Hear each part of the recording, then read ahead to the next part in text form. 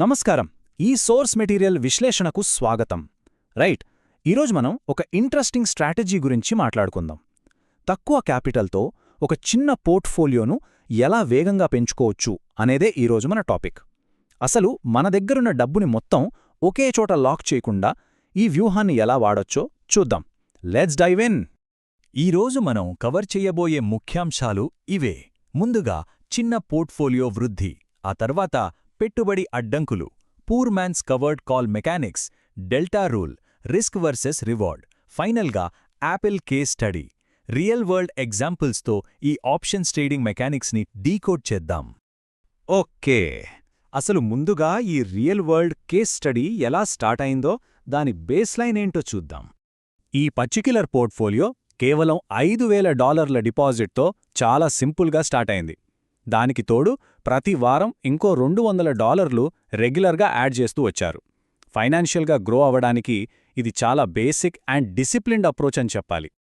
కానీ ఇక్కడ అస్సలైన మ్యాజిక్ ఏంటంటే ఆ చిన్న పెట్టుబడి ఎంత స్పీడ్గా పెరిగిందో చూడండి.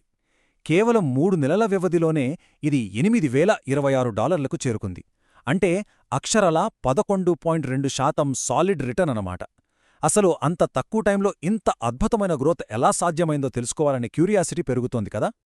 అయితే పోర్ట్ఫోలియో ఎంత సక్సెస్ఫుల్గా రన్ అవుతున్నా చిన్న అకౌంట్స్తో ప్రీమియంలు కలెక్ట్ చేయాలనుకున్నప్పుడు మనకు ఒక పెద్ద అడ్డంకి ఎదురవుతుంది. అదేంటంటే క్యాపిటల్. ఇక్కడ చూస్తే ఆ ప్రాబ్లం పర్ఫెక్ట్గా అర్థమవుతుంది. ట్రెడిషనల్గా కవర్డ్ కాల్ ద్వారా ప్రీమియం రావాలంటే మనం యాపిల్ లాంటి స్టాక్లో ఏకంగా 100 షేర్లు కొనాలి. దానికి దాదాపు $13,000 భారీ క్యాపిటల్ కావాలి.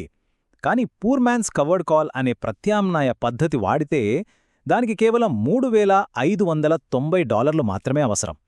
మూలధనం తక్కువగా ఉన్నప్పుడు నిజంగా ఇదొక గేమ్ చేంజర్ కదా.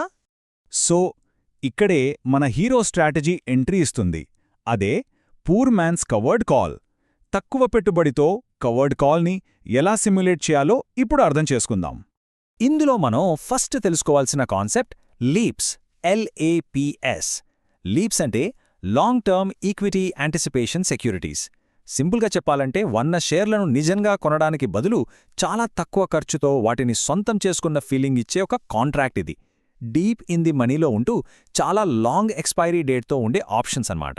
దీన్ని ఎగ్జిక్యూట్ చేయడం చాలా ఈజీ. కరెక్ట్గా 2 స్టెప్స్ ఉంటాయి. ఫస్ట్, ఒక హై డెల్టా లీప్స్ కాల్ ఆప్షన్ని కొనడం. సెకండ్, ఆ లీప్స్ని బేస్ చేసుకుని తక్కువ కాల వ్యవధి ఉన్న షార్ట్ టర్మ్ కాల్స్ని అమ్మి ప్రీమియం కలెక్ట్ చేయడం. ఎగ్జాక్ట్గా ఒక ట్రెడిషనల్ కవర్డ్ కాల్ లాగానే ఇది కూడా ప్రీమియం జనరేట్ చేస్తుంది.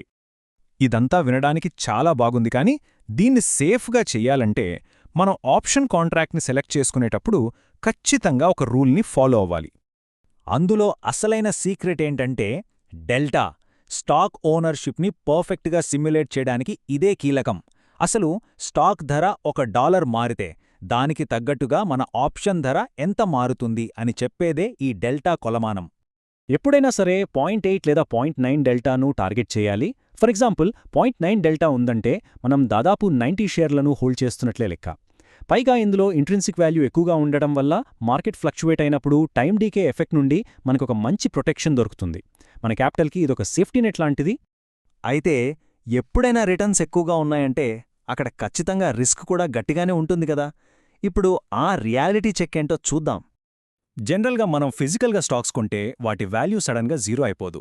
కానీ ఆప్షన్స్ అలా కాదు. వీటికొక ఎక్స్పైరీ డేట్ ఉంటుంది. ఆ గడియారం ముళ్ళు తిరుగుతున్న కొద్దీ టైం డికే రూపంలో మన క్యాపిటల్ మొత్తం కోల్పోయే రిస్క్ కూడా అంతే ఎక్కువగా ఉంటుంది. వేగవంతమైన రాబడి వెనక ఉన్న అసలు నిజం ఇదే. ఈ ఇన్ఫర్మేషన్ చూస్తే మీకు సిచ్యువేషన్ ఇంకా క్లియర్గా అర్థమవుతుంది. స్ట్రైక్ ప్రైస్ పైన స్టాక్ ఉన్నంతకాలం మనం ప్రశాంతంగా ప్రీమియం ప్రాఫిట్స్ కలెక్ట్ చేసుకోవచ్చు, ఎటువంటి ప్రాబ్లం ఉండదు. కానీ ఎక్స్పైరీ టైంకి కనుక స్టాక్ ప్రైస్ స్ట్రైక్ ప్రైస్ కంటే కిందకి పడిపోయిందనుకోండి, ఆ లీప్స్ కాంట్రాక్ట్ వాల్యూ 0 అయిపోతుంది. మనం పెట్టిన ఇనిషియల్ ఇన్వెస్ట్మెంట్ మొత్తం ఆవిరైపోతుంది. ఈ థియరీ అంతా వినడానికి బాగానే ఉంది. మరి ప్రాక్టికల్గా ఈ రిస్క్ని, రివార్డ్ని ఎలా బ్యాలెన్స్ చేయాలో యాపిల్ కేస్ స్టడీ ద్వారా అనలైజ్ చేద్దాం. ఒకసారి టైమ్లైన్ గమనించండి.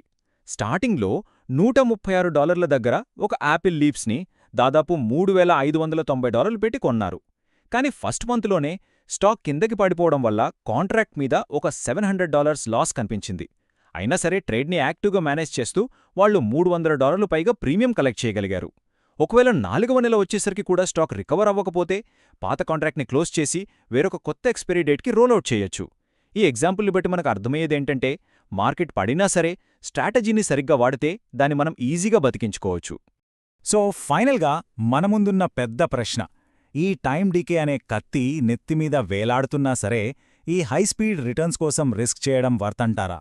ఇలాంటి స్ట్రాటజీస్ ట్రై చేసే ముందు మీ రిస్క్ టాలరెన్స్ ఏంటి, మీ పోర్ట్ఫోలియోలో ఎంత శాతం దీనికి కేటాయించగలరో అనేది ఖచ్చితంగా ఆలోచించుకోవాలి. ఈ కాన్సెప్ట్ మీకొక కొత్త పర్స్పెక్టివ్ని ఇచ్చిందని అనుకుంటున్నాను. దీని గురించి మీరేమనుకుంటున్నారో ఒక్కసారి ఆలోచించండి.